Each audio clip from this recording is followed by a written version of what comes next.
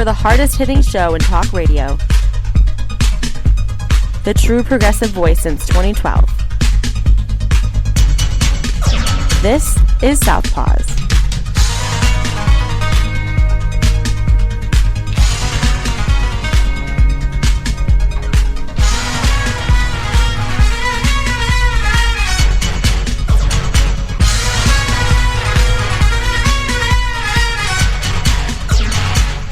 Welcome to Southpaws on the Pacifica Radio Network. We are the leaders of the revolution. I'm Darren Gibson, your host today.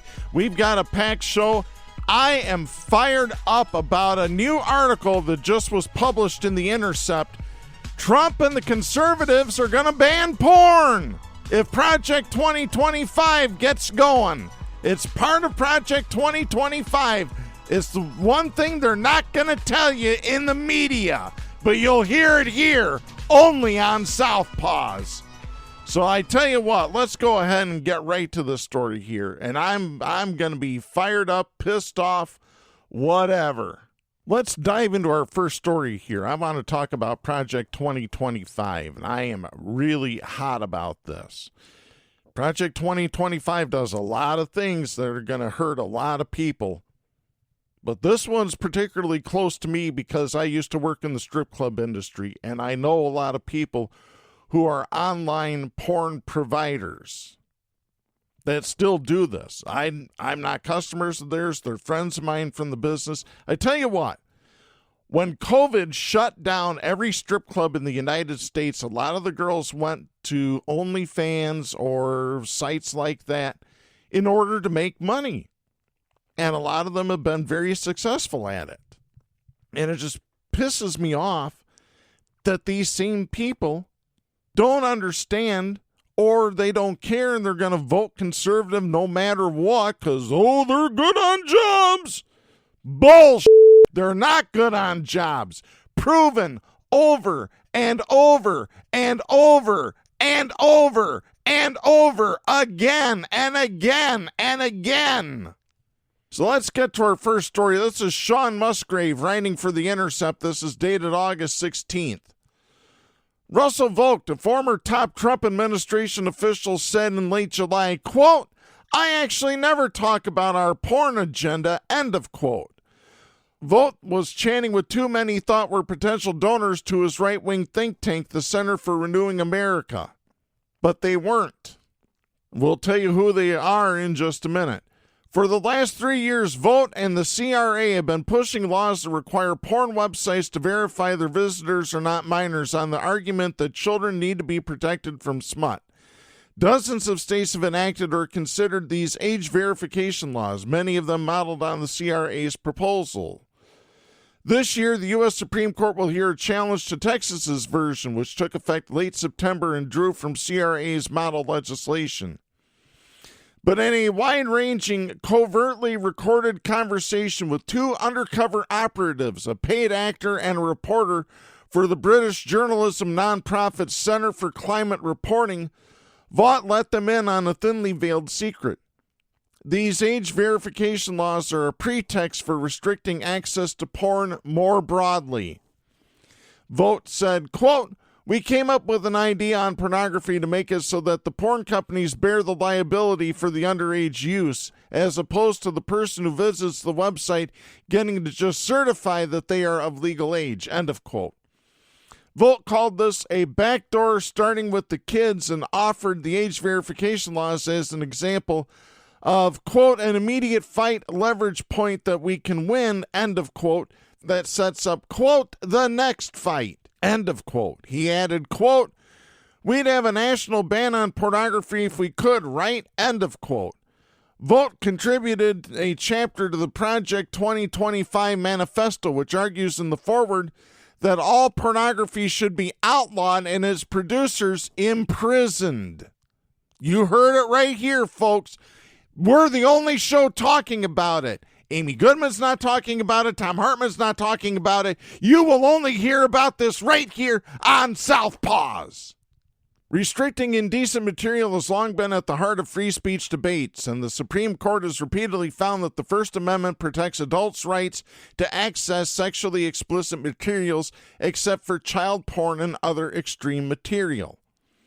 Mike Stabile, Public Policy Director at the Free Speech Coalition, a porn industry group that is leading many of these lawsuits challenging these laws, including the one ongoing in the Supreme Court case, said, quote, "Sex is the canary in the coal mine of free speech. It's funny to hear him say it explicitly because we've been calling age verification laws backdoor censorship since they were first introduced." End of quote.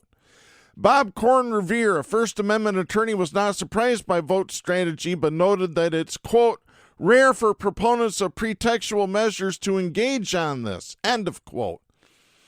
Korn-Revere, who is chief counsel at the Foundation for Individual Rights and Expression, which filed a brief urging the Supreme Court to consider the Texas law's constitutionality, said, quote, "The candid statements that age verification laws are a stalking horse masking true intentions for seeking broader bans on protected speech comes as no surprise. Using children as a way to get a foot in the door has long been a strategy employed by those in anti-free speech movements." End of quote. Aaron Mackey, the Free Speech and Transparency Litigation Director at the Electronic Frontier Foundation, which is also urging the Supreme Court to strike down the Texas law, said, quote, "The text of these laws demonstrate that they were never intended to be narrow measures to protect children, despite being presented that way, and these quotes confirm their true purpose." End of quote. As Texas, Idaho, and other states enacted these bans, companies like Pornhub have blocked their websites in those areas while industry groups challenge the laws in court. Let me stop right here real quick to give you a real-world example. I have a friend who is a provider to Pornhub and other sites like Pornhub. She cannot access her own Pornhub account in Kentucky because of age verification laws. She can't even get into her own goddamn site because of this. When she travels out of Kentucky, she has no problem. In Kentucky, in her home state, she's got problems. So right there's a perfect example. Let me continue. To vote, these state-by-state blackouts are all to plan, since shutting down porn altogether is the ultimate goal. During the July meeting, he said, quote, "We've got a number of states that are passing this, and you know what happens is the porn company then says, we're not going to do business in your state," which of course is entirely what we're after, right? End of quote. Vote's research director echoed that the age verification laws were a stepping stone. Micah Meadowcroft said in an earlier discussion with the undercover climate reporter, which was also secretly recorded, quote, "We're for restricting, age verification for porn. Outlawing it if we could, but right now we're advancing the age verification stuff." End of quote. Vaught, Meadowcroft, and the CRA did not answer The Intercept's questions about these statements. Rachel Cawley, a CRA spokesperson, in an emailed statement said, quote, "If you're suggesting that more pornography's degradation of women and fewer safeguards for children are good things, no thank you." End of quote. Let me stop right there. This is the same argument that has been given for years and years. I have fought this for 30 plus years. I have fought with so-called media groups in Grand Rapids that argued the same thing. Degradation of women. Why don't you ask the women that are doing this if they're being degraded? They'll tell you no. Children, absolutely. Though they need to be protected from porn and working in the porn business. When you're 18, that's a different story altogether. You've become an adult. You can make your own decisions. Let me continue here. There are numerous active challenges to age verification laws in federal courts around the country. Last August, a federal judge blocked parts of the Texas law on First Amendment grounds, but the U.S. Court of Appeals for the Fifth Circuit lifted the injunction in March. In July, federal court blocked similar laws in Indiana and Mississippi. Final briefs in the Texas challenge are due to the Supreme Court in mid-November. So there you go, folks. Like I said, I want this to be spread far and wide. Make sure you let everybody know to listen to this particular episode of Southpaws, because I'm telling the truth. This ain't no, oh, you're being duped by the media. I ain't being duped by anybody. If content providers want to vote Republican, go right ahead. You're cutting your own throats.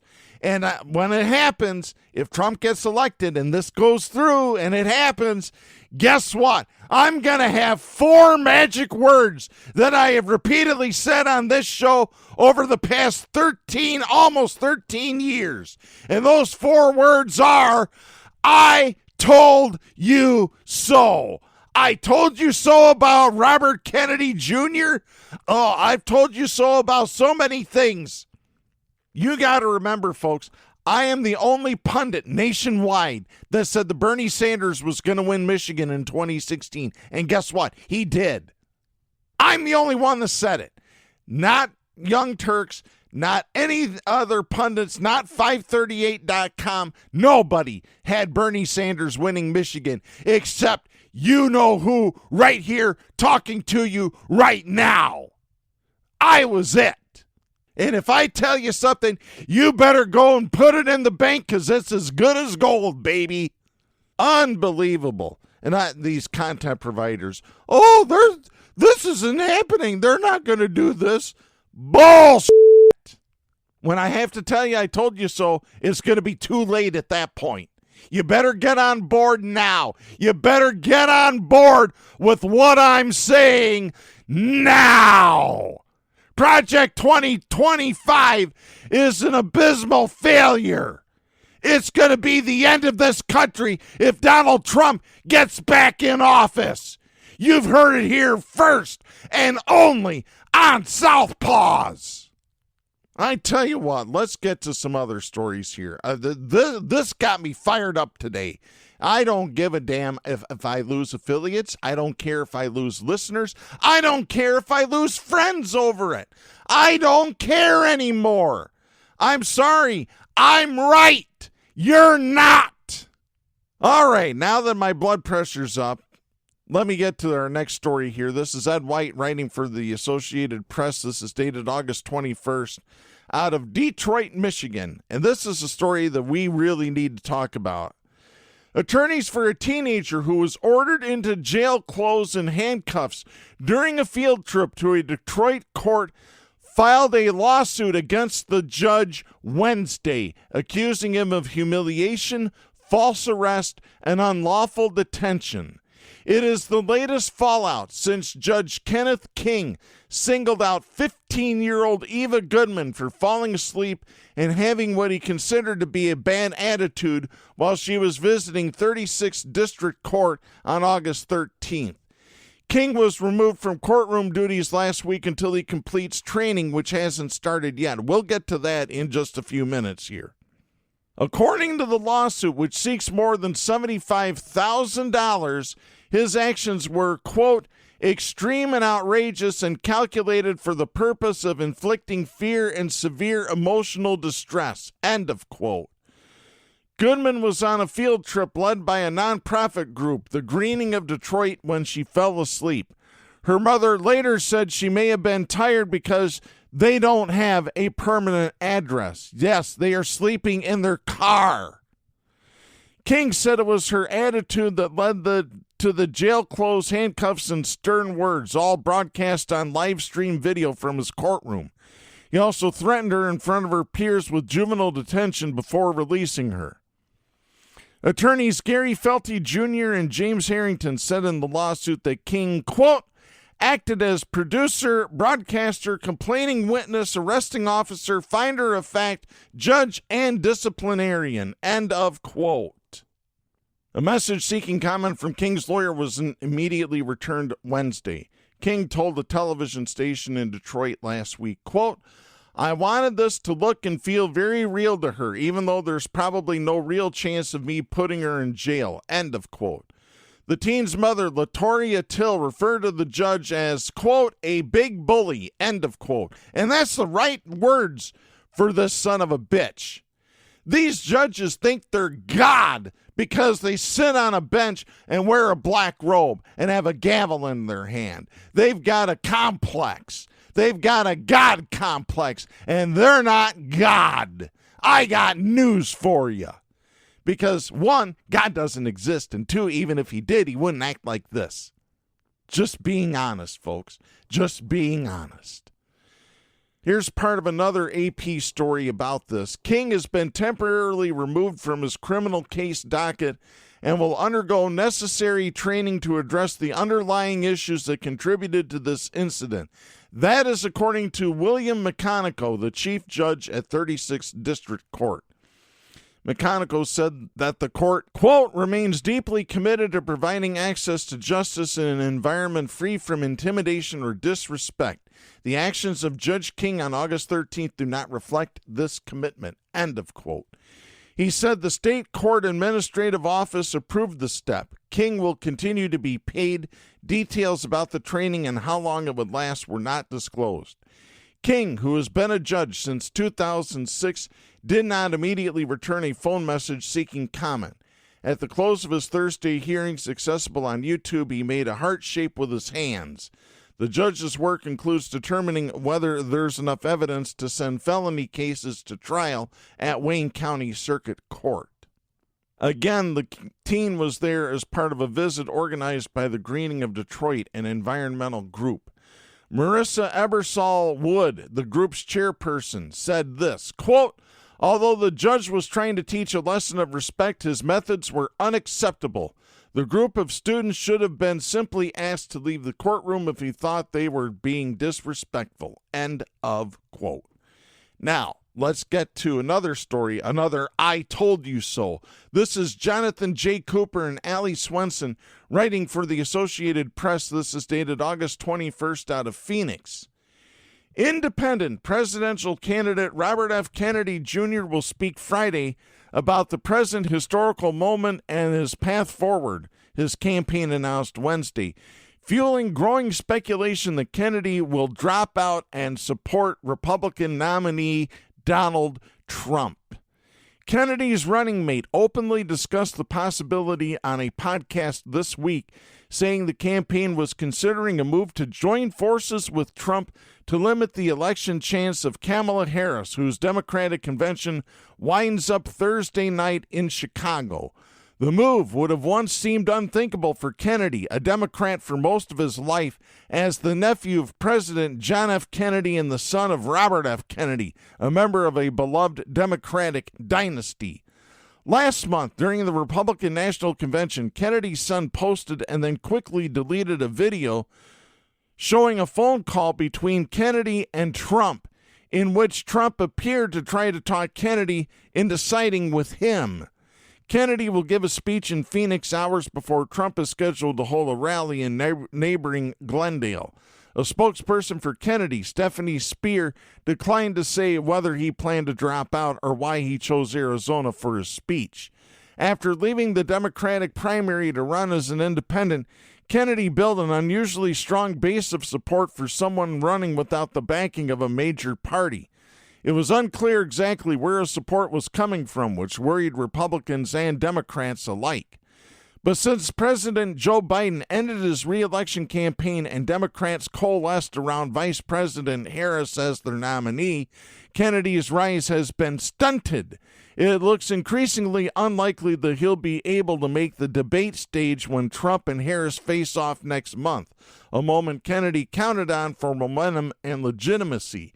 His campaign finances have also been strained. That's good. That's very good. The news comes a little over a week since a New York judge ruled that Kennedy should not appear on the ballot in the state because he listed a sham address on nominating petitions.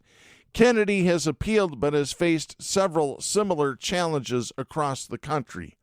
In Michigan, RFK was kicked off the ballot because of improper notary signage. There you go, folks. On Wednesday, he was in a courtroom in the suburbs of New York City waiting to testify in response to another ballot suit in the state, this one backed by the Democratic National Committee that challenges the signatures collected by his campaign. He is also facing a likely legal challenge in Arizona, where last week he submitted signatures that may have been collected by a super PAC that supports him, which Kennedy's critics say is illegal coordination between a candidate and an independent political group. So that's how that goes, folks. Right now, let's get to our next story. This is by the Associated Press. This is dated out of Tallahassee, Florida. Key West, Fort Lauderdale, Wilton Manors, and St. Petersburg are among several Florida cities that have long been top U.S. destinations for LGBTQ plus tourists. So it came as a surprise this week when travelers learned that Florida's tourism marketing agency quietly removed the LGBTQ travel section from its website sometime in the past few months. Business owners who cater to Florida's LGBTQ plus tourists said Wednesday that it marked the latest attempt by officials in the state to erase the LGBTQ community. Republican Governor Ron DeSantis previously championed a bill to forbid classroom instruction on sexual orientation and gender identity and supported a ban on gender-affirming care for minors, as well as a law meant to keep children out of drag shows.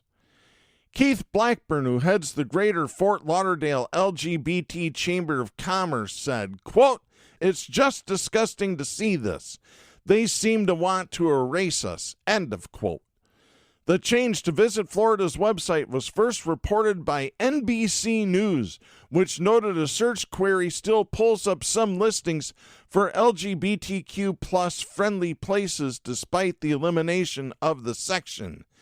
John Lai, who chairs Visit Florida's board, didn't respond to an email seeking comment Tuesday. Dana Young, Visit Florida's CEO and president, also did not respond to a voicemail message Wednesday. Neither did the agency's public relations director. Visit Florida is a public-private partnership between the state of Florida and the state's tourism industry. The state contributes about $50 million each year to the quasi-public agency from two tourism and economic development funds. Florida is one of the most popular states in the U.S. for tourists, and tourism is one of the biggest industries. Nearly 141 million tourists visited Florida in 2023, with out-of-state visitors contributing more than $102 billion to Florida's economy. Before the change, the LGBTQ plus section on Visit Florida's website had read, quote, "There's a sense of freedom to Florida's beaches, the warm weather, and the myriad activities, a draw for people of all orientations, but especially appealing to a gay community looking for a sense of belonging and acceptance," end of quote. Blackburn said the change and other anti-LGBTQ plus policies out of Tallahassee make it more difficult for him to promote South Florida tourism, since he encounters prospective travelers or travel promoters who say they don't want to do business in the state.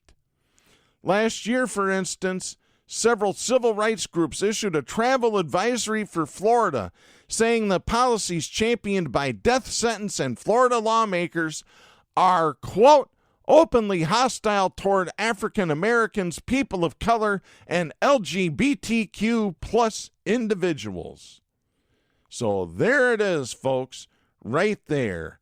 Said it before, and I keep saying it. You need to listen to what I say. You need to do it. You need to do it now. You better listen up. You better take heed. You better listen to this, because this is what's happening, and I applaud the travel advisory that several civil rights groups issued. They have it right on the money, right there. But visitors should also understand that many Florida cities are extremely inclusive, with gay elected officials and LGBTQ plus owned businesses, and they don't reflect the policies coming from state government, Blackburn added. Blackburn said, quote, "It's difficult when these kinds of stories come out and the state does these things and we hear people calling for a boycott. On one level, it's embarrassing to have to explain why people should come to Florida and our destination when the state is doing these things. End of quote. You're damn right. Conservative Republican maggots want to eliminate LGBTQ plus people. It really is that simple, folks. It really is. They don't give a f*** about the LGBTQ plus community. They don't give a f*** about black people. They don't give a f*** about brown people. You better get it through your head. You better understand it now. Oh, I am so pissed off. Rightfully so. Oh, my God. I am so sick of conservatives. I wish they would all get on a big spaceship, go up to space, and not have oxygen. That's how I feel about conservative maggots. I told you I was fired up for this show. You were warned.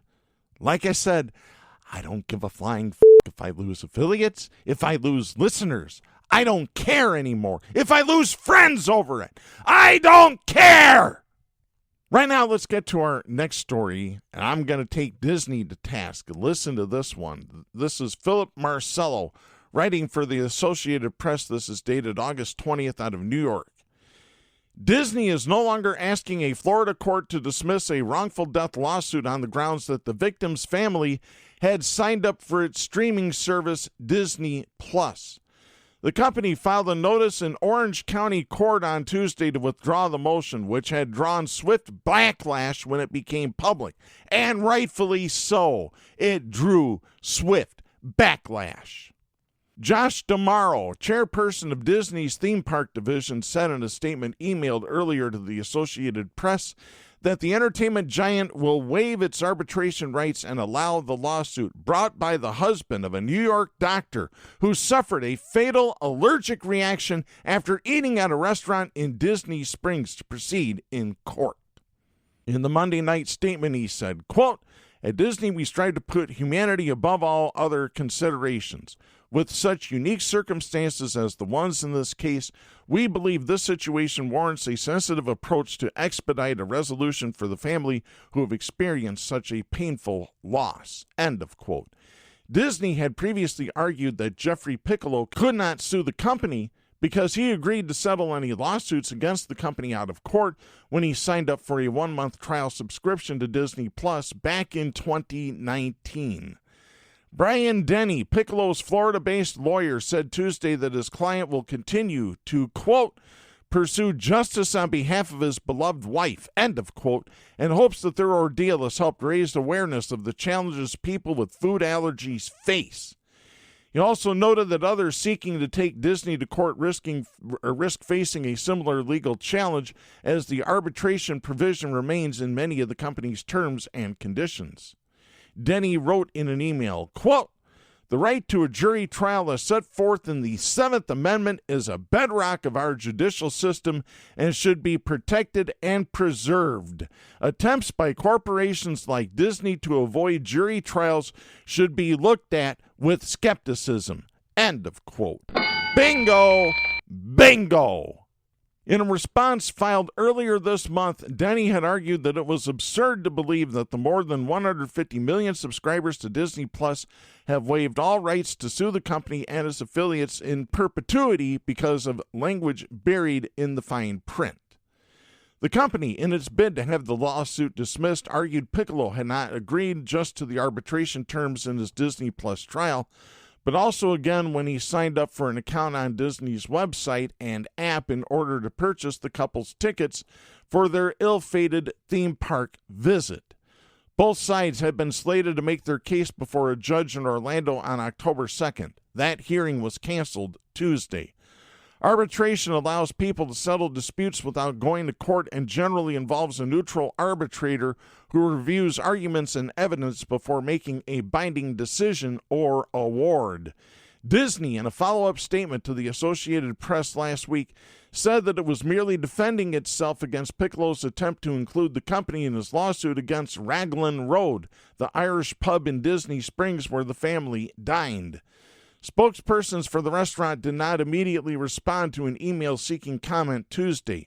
Disney Springs is owned by Disney, which leases some of the spaces in the outdoor dining, shopping, and entertainment complex to other companies. Piccolo's lawsuit claims the family had decided to eat at Raglan Road in October because it was billed on Disney's website as having, quote, allergen-free food, end of quote. Piccolo's wife, Dr. Kanakporn Tangswan, a physician with NYU Langone's office in Carle Place, New York, had a severe allergy to nuts and dairy products, and the waiter had assured them her food was prepared without allergens, the lawsuit states. But less than an hour after finishing their dinner, Tangswan had difficulty breathing, collapsed, and died at a hospital despite self-administering an EpiPen, according to the lawsuit. The lawsuit states that the medical examiner determined she died as a result of, quote, anaphylaxis due to elevated levels of dairy and nut in her system, end of quote. Yeah, arbitration should be thrown right out. The Seventh Amendment prevails, period, end of story. Speaking of, let's get to some First Amendment stuff. This is Sophia Tureen, Jake Offenhart's Joey Capoletti, and Leah Skeen writing for the Associated Press. This is dated August 21st out of Chicago. At least 55 protesters were arrested following violent clashes with police in Chicago on the second night of the Democratic National Convention, a situation the police chief called, quote, a danger to our city, end of quote. Really? Chicago Police Superintendent Larry Snelling said Wednesday that those arrested outside the Israeli consulate about 2 miles from the United Center where Democrats were meeting, quote, showed up with the intention of committing acts of violence and vandalism, end of quote. Really? As stated previously on this show, long time ago, vandalism is not violence! Period, end of story! Snelling said during a news conference, quote, as the Chicago Police Department, we did everything that we could to de-escalate the situation, but there's only so much de-escalation that you can attempt before it becomes excessive repetition, end of quote. The intense confrontations between pro-Palestinian protesters and officers began minutes into the demonstration after some protesters, many dressed in black, their faces covered, charged at a line of police who had blocked their march. They eventually moved past the officers but were penned in several times throughout the night by police in riot gear who did not allow protesters to disperse, which is a tactic that police use all the time to round up people, arrest them, and throw fake charges at them, blown up charges. Snelling said protesters showed up to fight with the police. Oh, really? I don't think so. Snelling said, quote, we were not the initiators of violence, but we responded to it, end of quote. No, police are the initiators of violence every single time. Snelling said that between 55 and 60 people were arrested. 2 people were taken to the hospital with minor injuries, one for knee pain, one with a finger injury, according to Snelling. 2 officers were injured, but they refused medical attention because they did not want to leave fellow officers. Snelling said that 3 journalists were among those arrested, but he did not have details on charges, which is horseshit. You don't arrest journalists doing their job, period. Snelling said, quote, last night was a danger to our city and a danger to our citizens in this city, our residents' property, and CPD has to protect that, end of quote. Bullshit. The Israeli consulate has been the site of numerous demonstrations since the war in Gaza began in October, and protests during the DNC have largely focused on opposing the Israel-Hamas war. The group behind the protest Tuesday night is not affiliated with a coalition of more than 200 groups that has organized permitted rallies and marches, one that took place Monday and 2 more expected Wednesday and Thursday. Another rally organized by the U.S. Palestinian Community Network, a Palestinian and Arab-based community-based organization, is planned for Wednesday afternoon near the United Center. On Tuesday night, organizers rallied demonstrators under the slogan, "Make it great like 68," invoking the anti-Vietnam War protest that seized the city during the 1968 Democratic National Convention. Snelling said, quote, "That was what they brought here to Chicago. It's 2024, and the Chicago Police Department proved that. So let's get off of 1968. Let's stop talking about 1968. This is 2024. End of quote. And the police have just gotten more violent since 1968. That is fact. More violent and more militarized. A large portion of the arrest happened at the end of the night as police pinned demonstrators in a plaza and blocked them from leaving. Snelling denied the police had kettled protesters, a tactic that involves corralling people in a confined area, which is banned under a federal consent decree. Oh, we didn't kettle those protesters. Bullshit! That's just exactly what you did. Snelling, who has been present in all major demonstrations so far during the convention, praised his officers. He said some female police officers were subjected to vicious, nasty, sexually explicit comments, but that they, quote, stood their ground and they did what they had to do. I could not be more proud of the work that the men and women of this department are doing right now to keep this city safe. End of quote. Snelling rejected criticism that the police response was overwhelming. Snelling said, quote, "We wanted to overwhelm them. We wanted to overwhelm those people who decided to come to our city and destroy it. Now, overwhelming doesn't mean that we were excessive. The response was proportionate." End of quote. Really? Bullshit. The largest protest so far, which attracted about 3,500 people on Monday, was largely peaceful and resulted in 13 arrests, mostly related to a breach of security fencing. 2 were arrested Sunday night during another mostly peaceful march. Also on Wednesday, a man who escaped from a Mississippi courthouse and is wanted on murder and armed robbery charges was taken into custody following a standoff with police at a restaurant about half a mile from the United Center. There was no indication that he had any connection to the convention. So there you go. Speaking of the convention, I want to take time right now. There have been all sorts of speakers during the Democratic National Convention. Pete Buttigieg is speaking on Wednesday, so is Tim Walz, the vice presidential nominee. Barack Obama and Michelle Obama spoke on Tuesday. Hillary Clinton spoke on Monday. But there's one speech that I want to play in its entirety, and you can guess who it is. Right now, folks, courtesy of PBS, the public broadcasting system, here's the 12-minute plus speech from one Senator Bernie Sanders, Independent, Vermont. Take a listen. Thank you. Thank you. My fellow Americans, it is an honor.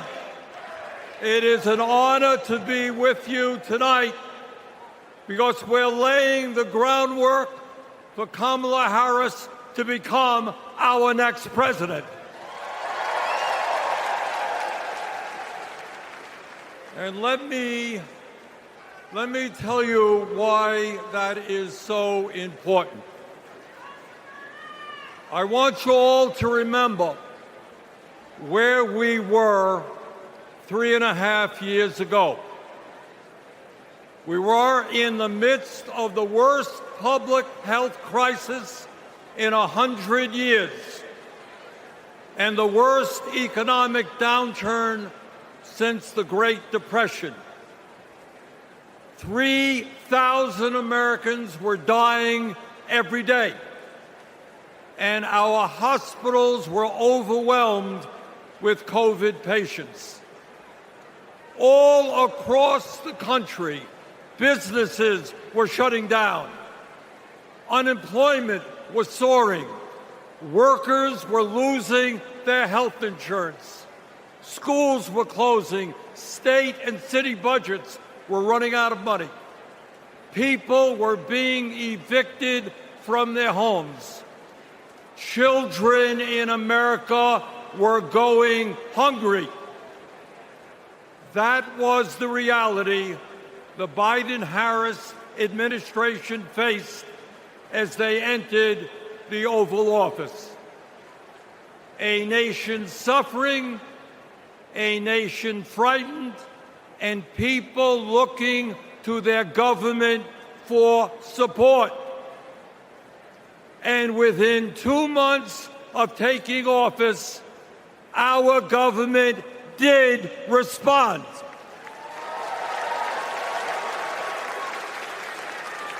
We passed the American Rescue Plan, which provided $1,400 for every man, woman, and child in the working class.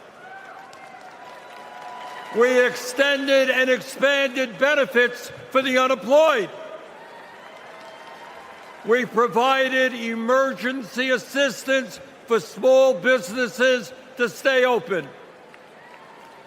We guaranteed health care coverage to tens of millions of Americans through one of the largest expansions of Medicaid in history. We provided rent relief and mortgage assistance, which prevented tenants and homeowners from being evicted. We established emergency food programs for hungry children and the elderly, and protected the pensions of millions of union workers and retirees from being slashed by up to 65%. Oh, and by the way, we cut childhood poverty by over 40% through an expanded child tax credit. Thank you, President Biden.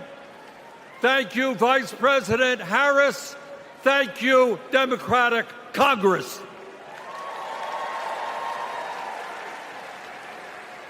Now, I say all of this not to relive that difficult moment, but to make one simple point. When the political will is there, government can effectively deliver for the people of our country. And now we need to summon that will again, because too many of our fellow Americans are struggling every day to just get by, to put food on the table, to pay the rent, and to get the health care they need. Brothers and sisters, bottom line, we need an economy that works for all of us, not just the billionaire class.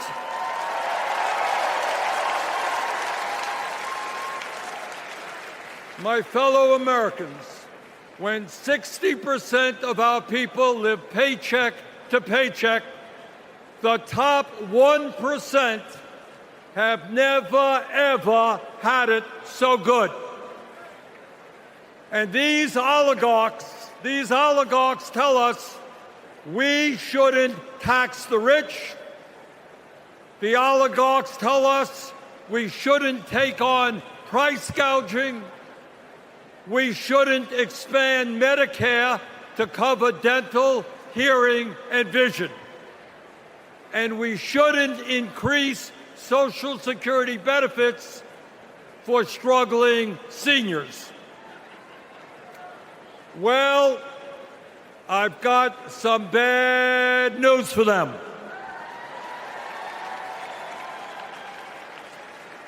That is precisely what we are going to do.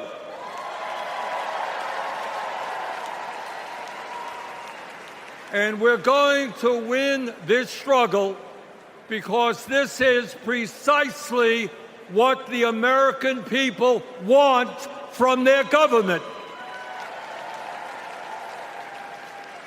And my friends, at the very top of that to-do list is the need to get big money out of our political process.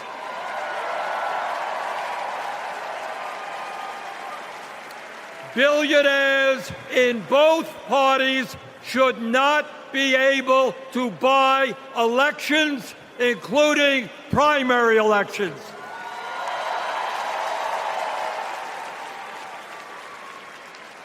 For the sake of our democracy, we must overturn the disastrous Citizens United Supreme Court decision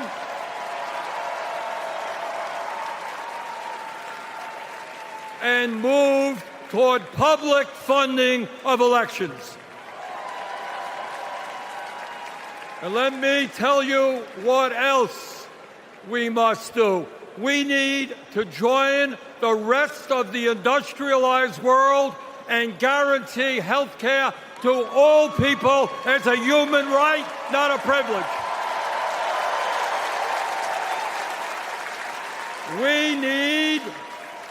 We need to raise the minimum wage to a living wage.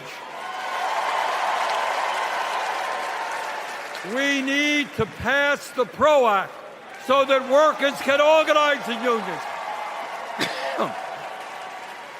and gain the decent pay and benefits they deserve. We need to strengthen public education, raise teachers' salaries, and make sure that every American, regardless of income, receives the higher education he or she needs. We need to take on Big Pharma and cut our prescription drug costs in half so that we no longer pay any more than other countries. Joe and Kamala made sure that no senior in America pays over $35 a month for insulin. We need to make sure that reality is true for every American. I look forward to working with Kamala and Tim to pass this agenda. And let us be very clear. This is not a radical agenda. But let me tell you what a radical agenda is. And that is Trump's Project 2025. At a time of massive income and wealth inequality, giving more tax breaks to billionaires is radical. Putting forth budgets to cut Social Security, Medicare, and Medicaid is radical. Letting polluters destroy our planet is radical. And my friends, we won't let that happen.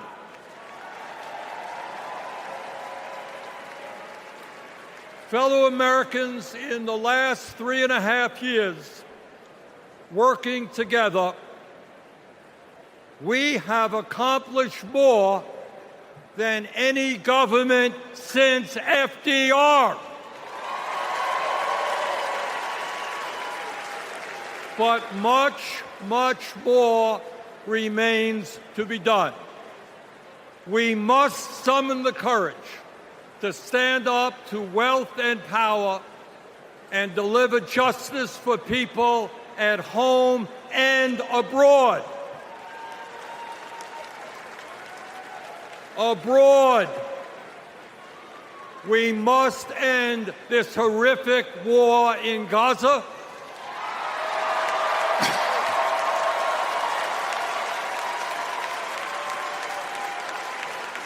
bring home the hostages, and demand an immediate ceasefire.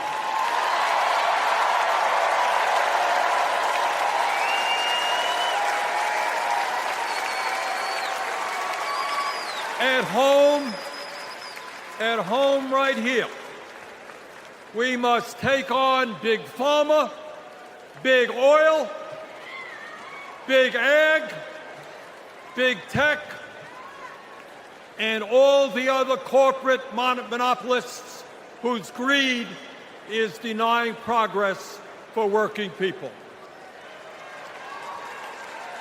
On November 5th, let us elect Kamala Harris as our president, and let us go forward to create the nation we know we can become.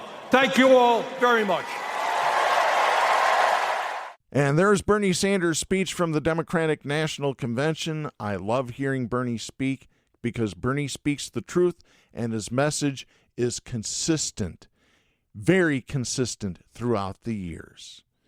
And I want to get to one final story. This is Andrew Dalton writing for the Associated Press. This is dated August 20th out of Los Angeles. We have to acknowledge the passing of the late, great Phil Donahue. For nearly 2 decades, Phil Donahue was virtually the only TV talk show host to roam his audience with a microphone and make them an essential part of his show. His huge cultural influence, especially with the women who tended to watch television during the day in his era, finally led to a flock of cultural imitators in the 1980s, including one who would eventually knock him off his perch. Donahue told the Archive of American Television in 2001, quote, "For a long time, I wondered why it took so long for someone to copy us. Then along came Oprah Winfrey. It's not possible to overstate the enormity of her impact on the daytime television game." End of quote. Phil Donahue died Sunday at the age of 88 after a long illness. Donahue's wife, the actress Marlo Thomas, wrote on Instagram Monday, quote, "I lost my sweetheart tonight," end of quote. She also said that she would be stepping away from social media, quote, "to take care of myself and the many people who took care of Phil and held him close to their hearts," end of quote. Winfrey, among those paying him tribute after his death, was always first to acknowledge his importance.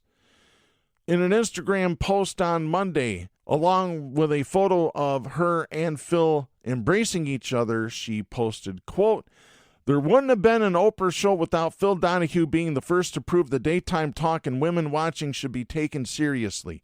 He was a pioneer. I'm glad I got to thank him for it. Rest in peace, Phil." End of quote. By the time Donahue went off the air in 1996 after 29 years, nearly 7,000 episodes, and 20 Emmy Awards, the daytime television landscape was littered with lookalikes. Winfrey, based in Chicago, like Donahue, premiered in 1985 and overtook him for good in the ratings starting in 1986 and 87, though Donahue often points out that she, quote, "raised all boats," end of quote, lifting his ratings even while passing him. Later, the floodgates truly opened to imitators, most of them far trashier, including The Jerry Springer Show, Geraldo, and Jenny Jones.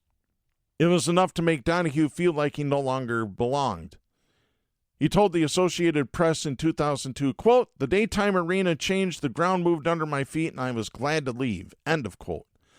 Both before and after Oprah, the prematurely gray and always animated Donahue wielded enormous clout, making daytime at once more serious, more newsy, and more salacious as he emerged in the late 1960s amid a sea of game shows, soap operas, and more frivolous talk shows. He demonstrated that daytime viewers, long before cable news, cared about world leaders, cultural figures, and the debates of the day. He gave many Americans their first real exposure to issues like sexual harassment and abuse, gay marriage, and AIDS. Donahue said this at the taping of his final show in 1996, quote, "We're very, very proud of the way in which our program has reflected our culture since 1967. In 1967, we never thought we would lose a war.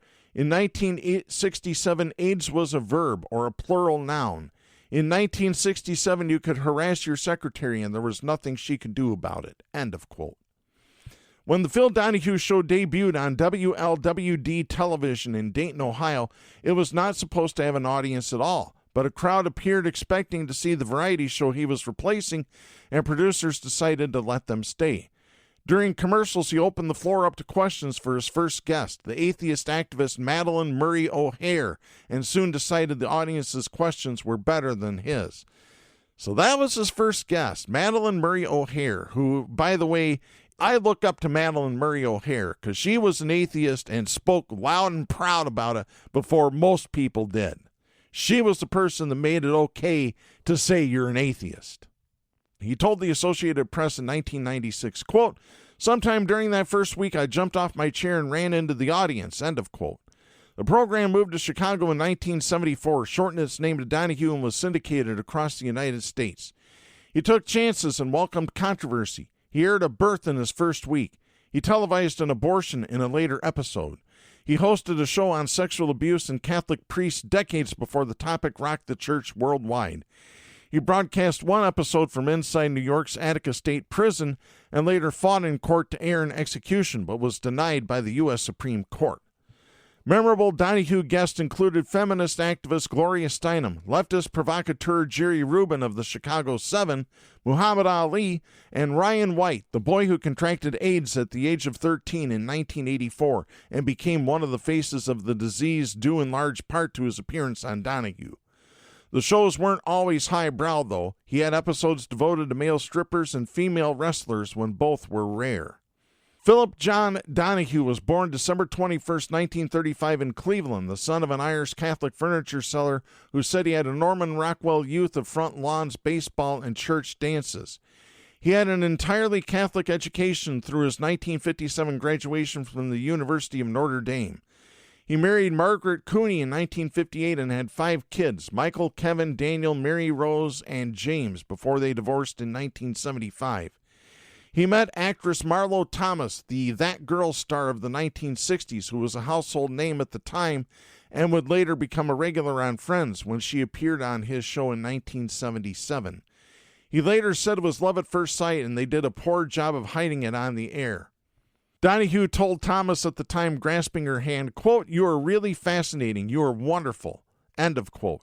Thomas said back, quote, "You are loving and generous, and you like women, and it's a pleasure, and whoever the woman in your life is very lucky," end of quote.